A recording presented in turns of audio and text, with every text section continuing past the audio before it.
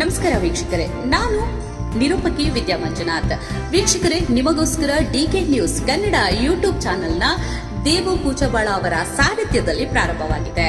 ಈ ಯೂಟ್ಯೂಬ್ ಚಾನೆಲ್ನ ವಿಶೇಷತೆ ಏನಪ್ಪಾ ಅಂತಂದ್ರೆ, ಚಿಕ್ಕವರಿಂದ ದೊಡ್ಡವರವರೆಗೂ ಯಾವುದೇ ವಯಸ್ಸಿನ ಮಿತಿ ಇಲ್ಲದೆ ತಾಜಾ ಸುದ್ದಿ ಸಮಾಚಾರಗಳನ್ನ, ನಿಮ್ಮ ಸುತ್ತಮುತ್ತಲು ನಡೆಯುವಂತಹ ವಿಶೇಷ ಸುದ್ದಿ ಸಮಾಚಾರಗಳನ್ನ, ನಿಮ್ಮ ಊರು, ತಾಲೂಕು ಹಾಗೂ ಜಿಲ್ಲೆ, ರಾಜ್ಯ, ದೇಶದ ಸಮಗ್ರ ಸುದ್ದಿಯನ್ನ ನೀವು ಈ ಒಂದೇ ಯೂಟ್ಯೂಬ್ ಚಾನೆಲ್ ಅಲ್ಲಿ ಪಡೆಯಬಹುದಾಗಿದೆ. ಮತ್ತೆ ತಡ ಮಾಡ್ತಾ ಇದ್ದೀರಾ? ಕೂಡಲೇ ನಮ್ಮ ಡಿಕೆ ನ್ಯೂಸ್ ಕನ್ನಡ ಯೂಟ್ಯೂಬ್ ಚಾನೆಲ್ನ ಸಬ್ಸ್ಕ್ರೈಬ್ ಮಾಡಿ, ನಿಮ್ಮ ಸ್ನೇಹಿತರ ಜೊತೆಗೆ ಶೇರ್ ಮಾಡಿ, ನಮಗೆ ಸಪೋರ್ಟ್ ಮಾಡಿ, ಮರೆಯದೆ ಬೆಲ್ ಐಕನ್ನ ಒಡಿರಿ ಅಂತ ಹೇಳಿ. ತಾಳಿಕೋಟಿ ಬಾಗೇವಾಡಿ ತಾಲೂಕಿನ ಹಂಗರಗಿ ಕ್ರಾಸ್ ಬಳಿ ನಾಗರಬೆಟ್ಟ ಗ್ರಾಮದ ದಲಿತ ಯುವಕ ರವಿಚಂದ್ರ ಮಾದರ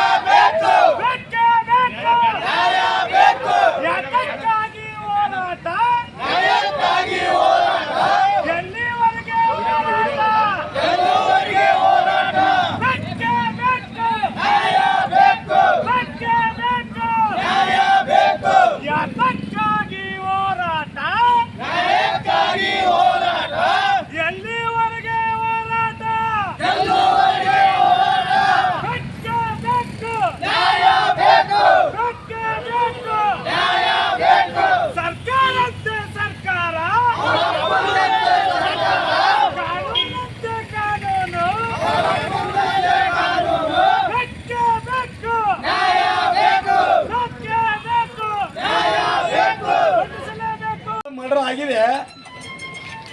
ಇನ್ನು ಇನ್ವೆಸ್ಟಿಗೇಷನ್ ಮಾಡಿ ಬೇಡ ಅಂತ ಹೇಳಕತ್ತಿಲ್ಲ.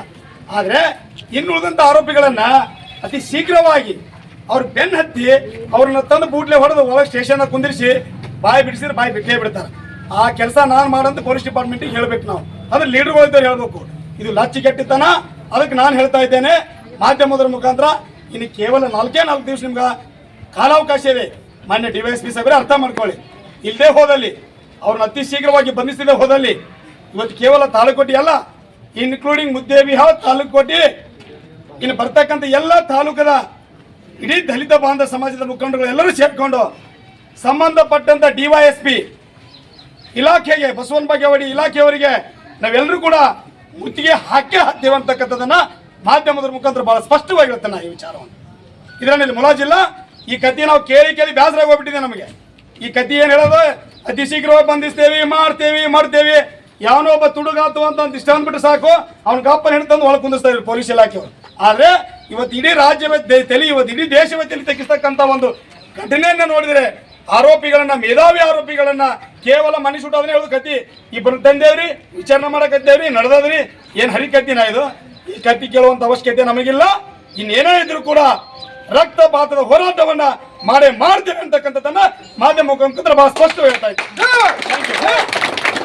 ಮರ್ಡರ್ ಮಾಡಿರ್ತಾರ, ಮರ್ಡರ್ ಮಾಡಿ ಅವನೇನು ಬಿಗಿದ ಸ್ಥಿತಿಯಲ್ಲಿ ಅವ್ನ ನಿಂದಿರ್ಸಿರ್ತಾರ. ಅವತ್ತು ನಾವು ಹೋಗ್ತೀವಿ ಅಲ್ಲಿ ಬೆಳಿಗ್ಗೆ 8 ಗಂಟೆ ಅಲ್ಲಿ ಓದೋತ್ನಾಗ ಅವನನ್ನ ನಾವು ನೋಡ್ತೀವಿ. ನೋಡಿ ಅಲ್ಲಿ ಅವ್ರನ್ನ ಕೇಳಿದಾಗ, ಯಾರು ಎನ್ ಮದ್ರಿ ಅವ್ರ ತಮ್ಮನ್ನ ಅವ್ರನ್ನ ಕೇಳಿದಾಗ ಅವ್ರು ಏನು ಉತ್ತರ ಕೊಡ್ತಾರಪ್ಪ ಅಂದ್ರೆ, ಅವನೇ ಊರ್ಲ ಹಾಯ್ಕೊಂಡಿರೋಣ ಅಂತ ಅನ್ನುವಂಥ ಸ್ಥಿತಿ ಅವ್ರು ನಮ್ಗೆ ಹೇಳ್ತಾರೆ.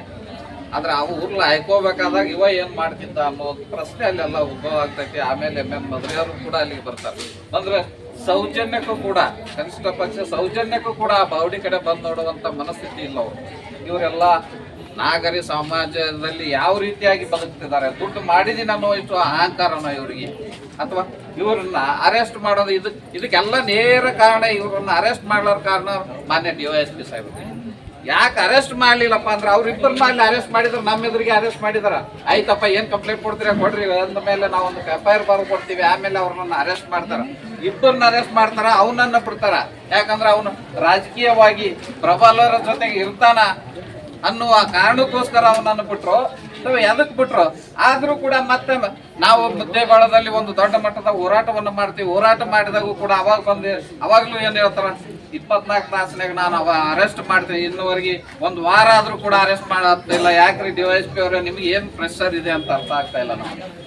ಇದಕ್ಕೆ ಮೇನ್ ಕಾರಣ ಪೊಲೀಸ್ ಇಲಾಖೆಯವರೇ. ಅಕಸ್ಮಾತ್ ಅವನನ್ನ ಅಲ್ಲಿ ಅರೆಸ್ಟ್ ಮಾಡಿ ಒಳಗೆ ತಗೊಂಡು ಕಸ್ಟಡಿಗೆ ತಗೊಂಡು ಇದು ಮಾಡಿದ್ರೆ ಅವ ಏನಂಬೋದು ಅಂತೇಳಿ ಎಲ್ಲ ತಿಳಿತಿತ್ತು. ಅವ್ರನ್ನ ಅರೆಸ್ಟ್ ಯಾಕೆ ಮಾಡ್ತಾ ಇಲ್ಲ, ಏನ್ ಇವ್ರಿಗೆ ಏನ್ ಸಮಸ್ಯೆ ಏನಾಗಿದೆ, ನೀವು ಸರ್ಕಾರದ ನೌಕರದಾರೋ ಅಥವಾ ಅವ್ರ ಮನೆಯ ಕೆಲಸದಾರೋ ಗೊತ್ತಾಗತ್ತಿಲ್ಲ ನಮಗೆ. ಒಂದು ತಿಳ್ಕೊಬೇಕು, ತಾವು ಕಾನೂನುಬದ್ಧವಾಗಿ ಕೆಲಸ ಮಾಡ್ರಿ, ಕಾನೂನುಬದ್ಧವಾಗಿ ಅವ್ರನ್ನ ಅರೆಸ್ಟ್ ಮಾಡ್ಬೋದಿತ್ತು. ಅವ್ರಿಗೆ ಪವರ್ ಇತ್ತವತ್ತ ಅರೆಸ್ಟ್ ಅವ್ರನ್ನ ಮಾಡಾಕ, ಅವ್ರಿಗೆ ಪವರ್ ಇದ್ರು ಕೂಡ ಅರೆಸ್ಟ್ ಮಾಡಕ್ ತಯಾರಿಲ್ಲಪ್ಪ ಅಂತಂದ್ರೆ ಇವ್ರು ಎಷ್ಟರ ಮಟ್ಟಿಗೆ ರಾಜಕೀಯ ಪ್ರಭಾವಕ್ಕೆ ಒಳಗಾಗ್ಯಾರ ಅಂತೇಳಿ ನಮ್ಗೆ ಕಂಡು ಬರ್ತೈತಿ. ಅದಕ್ಕಾಗಿ ಇದು ಇನ್ನೂ ಇವತ್ತು ಏನು ಮುದ್ದೇಬೇಳೆ ತಾಲೂಕದಲ್ಲಿ ಇದು ತಾಳಿಕೋಟೆ ತಾಲೂಕಿನಲ್ಲಿ ಒಂದು ಹೋರಾಟವನ್ನು ಹಮ್ಮಿಕೊಂಡಿದ್ದಾರೆ. ಇನ್ನು ಇದೇ ಒಂದೇ ಹೋರಾಟ ಅಲ್ಲ, ಇಡೀ ನಮ್ಮ ಜಿಲ್ಲೆಯಾದ್ಯಂತ ಎಲ್ಲಾ ತಾಲೂಕುಗಳಿಂದ ಜನ ಸೇರಿಸಿ ಮುಂದ ಮಾನ್ಯ ಡಿವೈಎಸ್ಪಿ ಸಸ್ಪೆಂಡ್ ಆಗುವವರೆಗೂ ಕೂಡ ಹೋರಾಟವನ್ನ ನಾವು ಇನ್ನು ತಕ್ಕೊಳ್ಳೋದಿಲ್ಲ. ಆ ರೀತಿಯಾದ ಒಂದು ಹೋರಾಟವನ್ನ ರೂಪಿಸಬೇಕಾಗ್ತದೆ. ದಯವಿಟ್ಟು ಈ ಇಮಿಡಿಯೇಟ್ ಆಗಿ ಅವರನ್ನ ಬಂಧಿಸಿ, ಈ ಸಮಾಜದಲ್ಲಿ ಕಾನೂನು ಇದೆಯಪ್ಪ, ಕಾನೂನನ್ನ ಪಾಲಿಸ್ತಾರನ್ನುವಂತದನ್ನ ಈ ಸಮಾಜಕ್ಕೆ ತಾವು ತೋರಿಸ್ಬೇಕಾಗಿದೆ. ಇನ್ನುವರೆಗೂ ಕೂಡ ಅರೆಸ್ಟ್ ಮಾಡಿಲ್ಲಪ್ಪ ಅಂತಂದ್ರೆ ಇವ್ರು ಯಾವ ರೀತಿಯಾಗಿ ಇವರು ತಮ್ಮ ಕೆಲಸವನ್ನ ಮಾಡ್ತಿದಾರ ಅನ್ನೋದು ನಮಗೆ ಕಂಡು ಬರ್ತೈತಿ.